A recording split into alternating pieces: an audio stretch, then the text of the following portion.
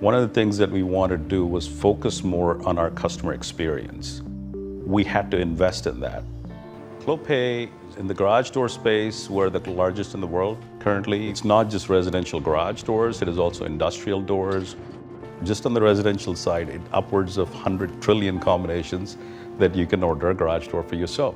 We want to introduce technology solutions that help our business. We focused primarily on our applications.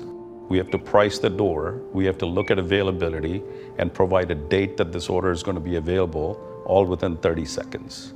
An application like Oracle EBS is what the OCI platform feeds to actually compute and calculate and provide these answers. We've scaled up to competitive modules that Oracle offers within the e-business suite, whether it is value chain planning, whether it is customer facing like iStore.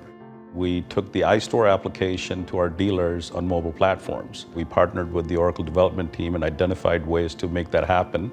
Now they can purchase or even provide quotes to their customers on our iStore platform right out their mobile phones. Two things happened. iStore is now a responsive application that people could use on their cell phones. Second thing that happened is dealers would go onto iStore, and instead of configuring maybe one or two options for a homeowner, now we're going through 8, 10, 12 options, and that caused transactional ballooning in the systems. OCI platform really scaled up to support that. It has performed well, and the stability has been great. It freed up people and dollars for us so that we could invest in initiatives. The value chain planning modules within EBS, we're huge fans of those modules. Those applications help us plan in a very big way, plan our materials, plan our line capacities, plan people and staffing on the lines. And each of those functionalities that the customer wanted were made atomic so that they could find it quickly and go out and get it right off their phone. That was a big investment that we made to improve customer experience and a big investment in the future.